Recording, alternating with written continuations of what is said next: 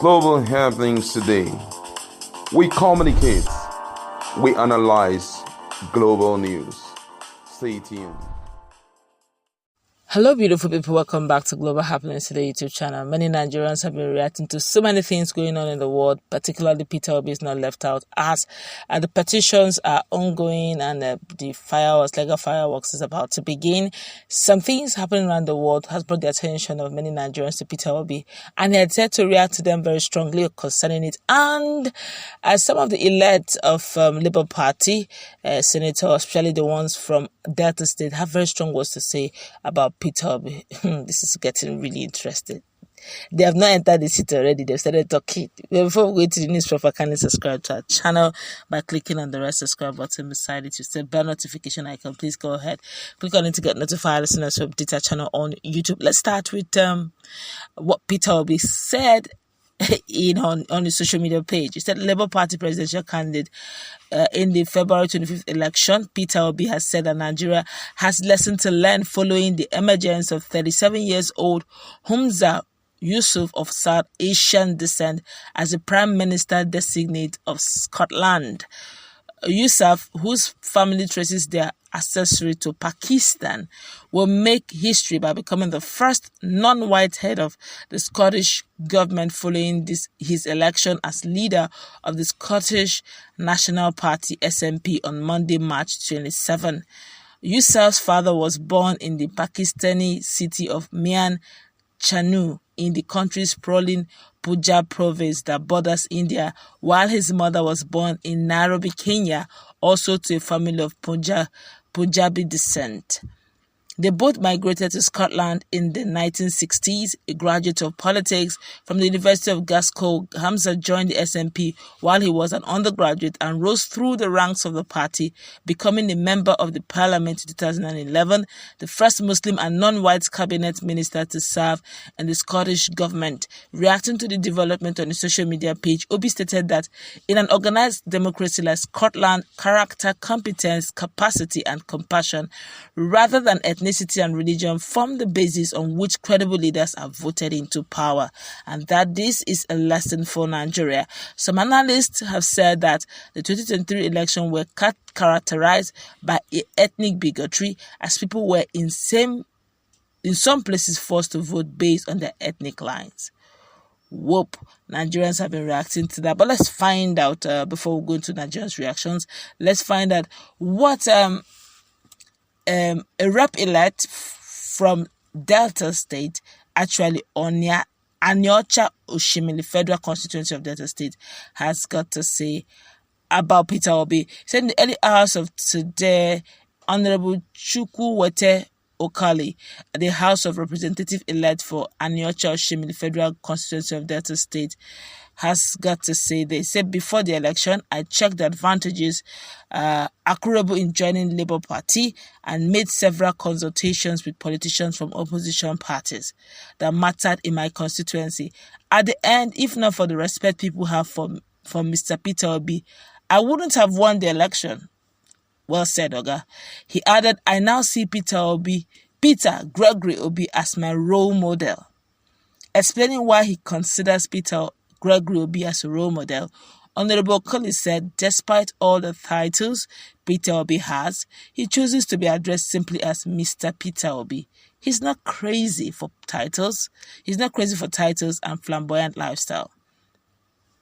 Speaking further, the House of Representative elect said, before the day of the election, I consulted religious groups, the obedience group, and the traditional rulers who all gave their blessings to me.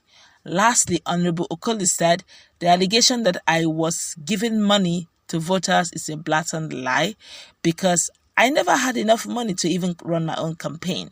The election was clear and the electorate, especially the youth, they spoke. My advice now is that politicians should allow the electorate to vote for credibility and play down ethnic and clannish considerations.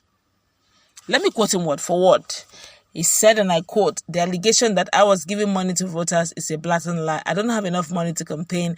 I don't owe a bank or have a relation that can be throwing money about.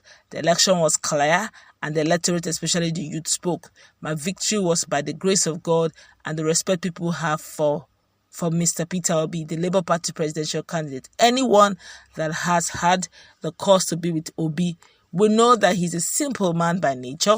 With all his titles, he chooses to be addressed simply as Mr. Peter Obi. He is not crazy for titles and flamboyant lifestyle. That is why I see him as my role model. If I am a title holder in Asaba, who wouldn't love a man not only simple but also considerate at heart? Not only is he a billionaire, but he also understands the dynamics of making money and is not joining issues. He understands that right now Nigeria is in their need of competence, character, compassion. The C's of leadership, the C's of leadership. And it's so amazing that anybody would even join forces to move against the people's mandate. But let's find out really what Nigerians are saying concerning what he said about Scotland.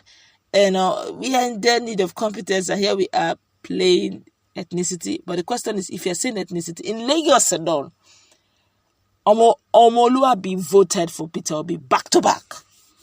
Why they didn't want the kind of, some places they refused to give them, the polling agents didn't come on time, the INEC officials were late in coming, they would say they forgot this or that.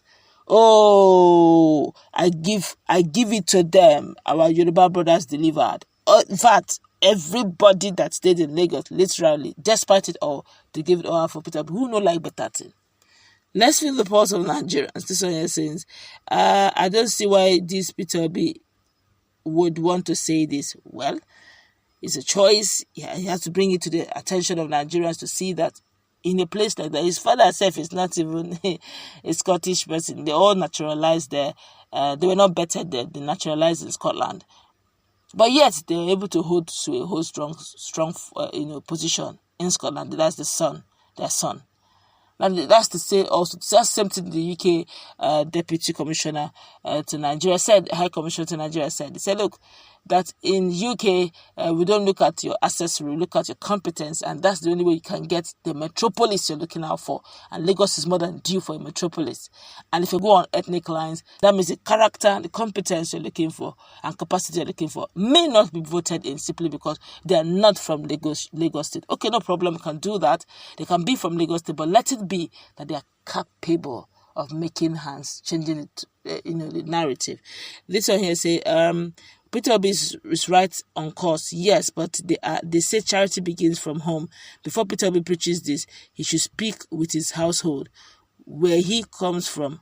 An indigene, if Anambra cannot contest for councillorship in Enugu State, a person from Ebonyi State cannot contest for any political position in any other eastern state, talk less of any other tribe. Before preaching should fix his homestead, the truth must be told. Obedient don't like the truth. Okay, that's your opinion.